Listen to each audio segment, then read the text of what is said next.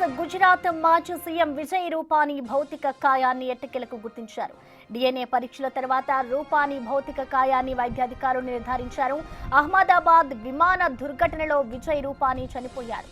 లండన్లో తన కుటుంబాన్ని కలిసేందుకు వెళ్తూ విజయ్ రూపానీ అనుకోని విధంగా విమాన ప్రమాదంలో మృతి చెందారు.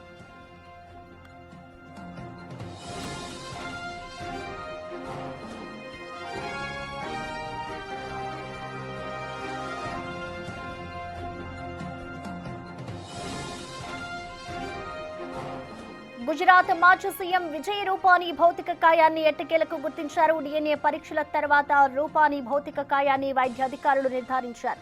అహ్మదాబాద్ విమాన దుర్ఘటనలో విజయ్ రూపానీ చనిపోయారు. లండన్లో తన కుటుంబాన్ని కలిసేందుకు వెళ్తూ విజయ్ రూపానీ అనుకోని విధంగా విమాన ప్రమాదంలో మృతి చెందారు.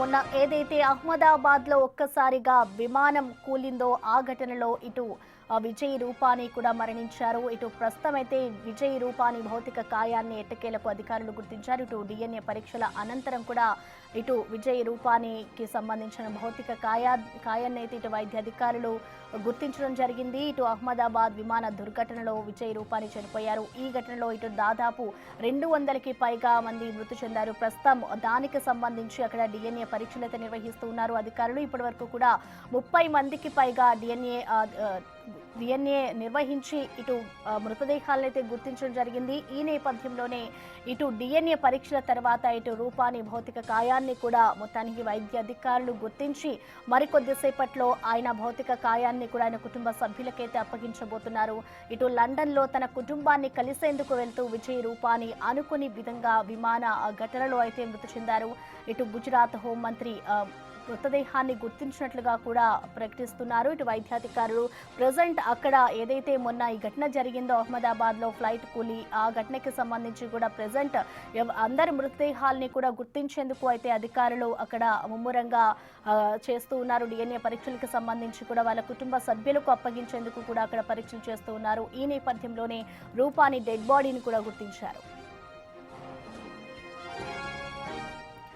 దీనిపై పూర్తి డీటెయిల్స్ ని మా ప్రతినిధి రోహిత్ లైవ్ లో అందుబాటులో ఉన్నారు. రోహిత్, మనం చూస్తూ ఉన్నాం ఏదైతే మొన్న అహ్మదాబాద్ లో ఘటన చోటు చేసుకుందో అప్పటి నుంచి కూడా ఇటు ఎవరి కుటుంబ సభ్యులు వారి కుటుంబ సభ్యులకు అప్పగించేందుకు డెడ్ బాడీస్ ని డిఎన్ఏ పరీక్షలు చేస్తున్నారు. ఈ నేపథ్యంలోనే ఇటు గుజరాత్ మాజీ సీఎం విజయ్ రూపానీ భౌతిక కాయాన్ని కూడా ఎట్టకేలకు గుర్తించారు. సో ప్రెసెంట్ అక్కడ డీటెయిల్స్ ఏ విధంగా ఉన్నాయి, అతని భౌతిక కాయాన్ని ఇటు కుటుంబ సభ్యులకు ఎప్పటికీ వరకు అప్పగించే అవకాశం ఉందనుకోవచ్చు?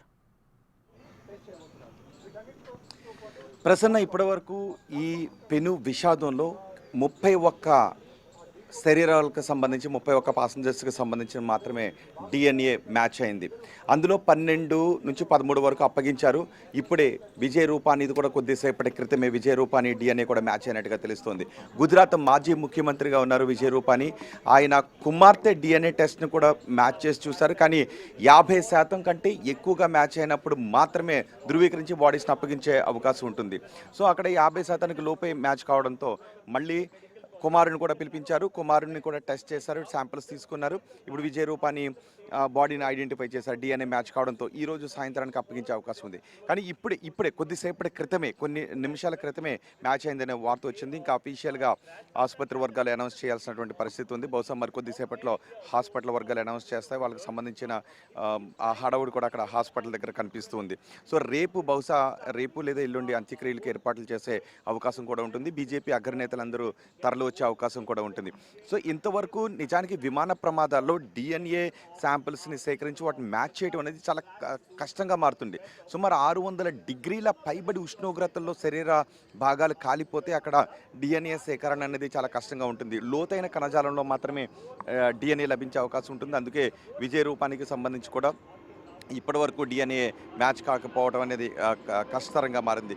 ఇంకా మిగిలిన శరీర భాగాలకు సంబంధించిన మిగిలిన పాసెంజర్స్కి సంబంధించిన డిఎన్ఏని కూడా మ్యాచ్ చేయాల్సిన అవసరం ఉంటుంది. ఆ ప్రక్రియ కూడా చాలా వేగంగానే కొనసాగుతూ ఉంటుంది. ఇంత వేగంగా ఆ ప్రక్రియ కొనసాగుతూ ఉన్నప్పటికీ కేవలం ఇప్పటివరకు 32, 33 మంది సంబంధించిన డిఎన్ఏ మాత్రమే మ్యాచ్ అయిందంటే మనం చూసుకోవచ్చు. 274 మంది చనిపోయారు. అఫీషియల్గా మాత్రం ప్రకటించట్లేదు ఎంతమంది ఉన్నారని. 241 అని ఎయిర్ ఇండియా అనౌన్స్ చేసింది. ఎందుకంటే అందులో పాసెంజర్స్ ఉన్నారు, అందరికీ తెలిసిన విషయమే కాబట్టి. కానీ పాసెంజర్స్ కాకుండా ఇతరులు విమానం క్రాష్ ల్యాండ్ అవుతూ ఉన్నప్పుడు గ్రౌండ్లో ఉన్న జనాలు ఎంతమంది చనిపోయారు, బీజే హాస్పిటల్ సిబ్బంది కానీ అందులో పనిచేస్తున్న వాళ్ళు కానీ వాళ్ళ వివరాలు ఎప్పటికీ తెలియక మా వాళ్ళు ఎక్కడున్నారో చెప్పండి అని ఇక్కడికి వచ్చి హాస్పిటల్ దగ్గర తిరిగి వాళ్ళు ఏడుస్తూ సమస్యలు పడిపోతున్న సందర్భం కూడా చోటు చేసుకుంటుంది.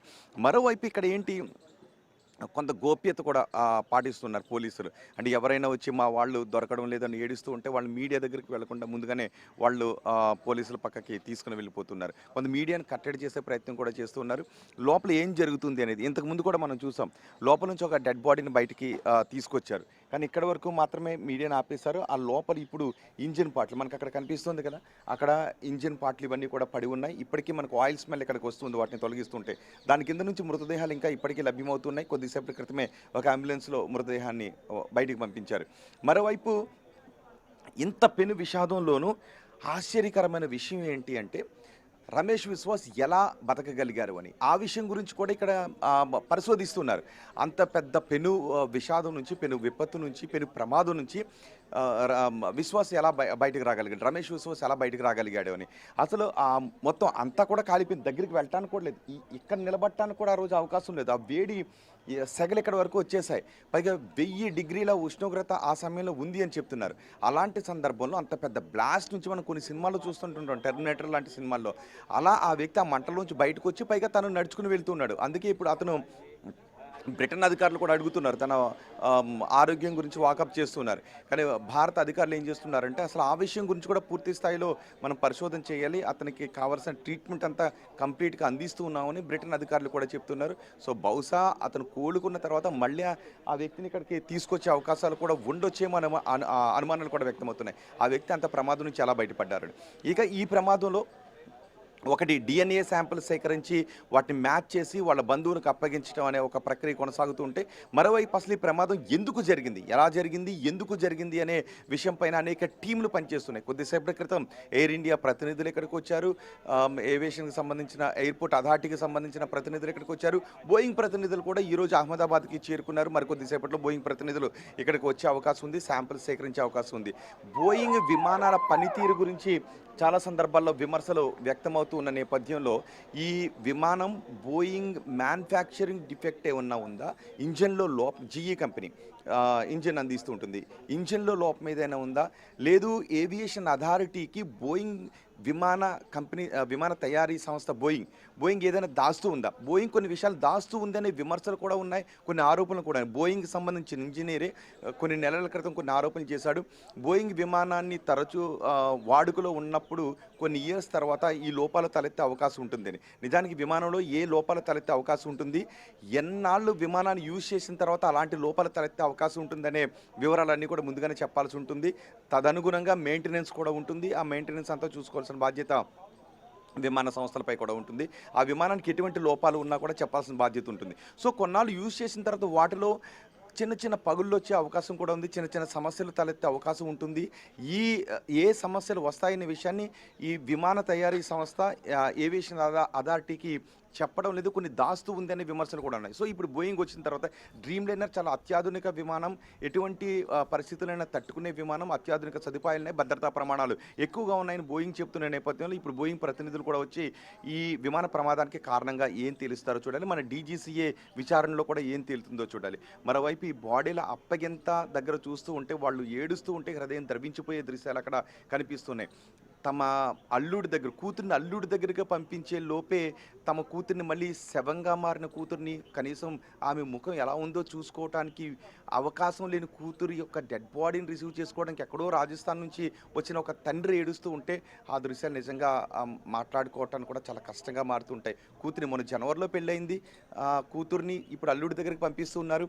ఎయిర్పోర్ట్కి వచ్చి క్షేమంగా వెళ్ళమ్మా అని హక్ చేసుకొని ప్రేమను చూపించి టాటా చెప్పి సెండ్ ఆఫ్ చెప్పి వాళ్ళ ఇంటికి వెళ్ళేలోపు ఈ ప్రమాదం చోటు చేసుకుంది. మళ్ళీ ఇప్పుడు అహ్మదాబాద్కి వాళ్ళు వచ్చి తమ కూతురిని కనీసం ఆ మృతదేహం తమ కూతురిది అని చెప్పాలి అంటే డిఎన్ఏ టెస్ట్ చేసి ఇదిగో మీ కూతురు మృతదేహం అని. ఒకవేళ ఓపెన్ చేసి చూస్తే కనీసం అంతకు ముందు చూసినటువంటి ఆ కూతురు రూపం ఎక్కడా కనిపించదు కదా.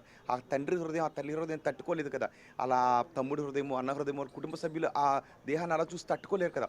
అందుకే బాక్స్లో పెట్టిస్తున్నారు. కనీసం వాళ్ళు ఓపెన్ చేసి కూడా చూసే అవకాశం ఉండదు. అంత్యక్రియలు చేయటానికి అంతిమ సంస్కారాలు చేయటానికే వాళ్ళ దేహాలను తీసుకుని వెళ్తూ ఉన్నారు. బహుశా వాళ్ళు చూస్తే గుండెలు పగిలిపోతాయి.